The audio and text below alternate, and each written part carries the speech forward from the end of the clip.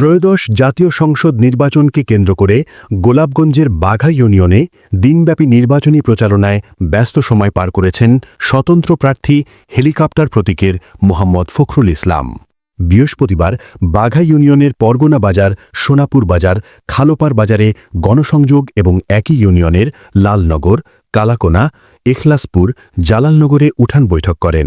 এ সময় এক উঠান বৈঠকে সিলেট ৬ আসনের স্বতন্ত্র প্রার্থী মোহাম্মদ ফখরুল ইসলাম বলেন, আমি রাজনীতিতে আইছি, আমার একমাত্র উদ্দেশ্য হয়েছে গিয়া মানুষের সেবা, দেশের সেবা, ইসলামের সেবার লাগে আমি রাজনীতিতে আসছি।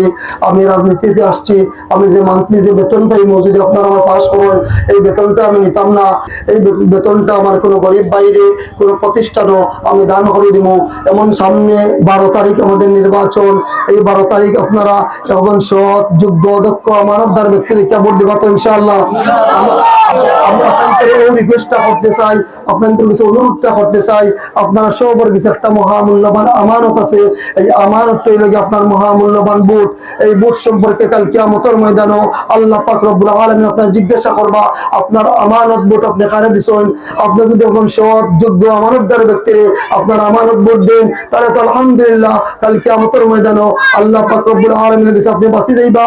আর যদি এখন অযোগ্য ব্যক্তিরে দেন, খেয়ানতদার ব্যক্তিরে দেন, তাহলে তো কাল কিয়ামতের ময়দানে আল্লাহ পাক রব্বুল আলামিন যখন জিজ্ঞাসা করবা, তখন তো আল্লাহর দরবারে আপনার পাকড়াও করলিবা গিয়া আপনি কোনো হারে যাইতে পারত না। তাই অনুরোধ করিয়া আপনার আমানত ভোট আপনি সৎ জায়গা দিবা, কোনো দল দেখতে না।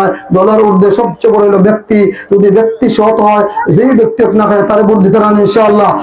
এদিকে জোহরের নামাজের পর ফখরুল ইসলাম পূর্ব সিলেটের আধ্যাত্মিক অলি বশির আহমদ রহমতুল্লাহ আলাইহির কবর জিয়ারত করেন।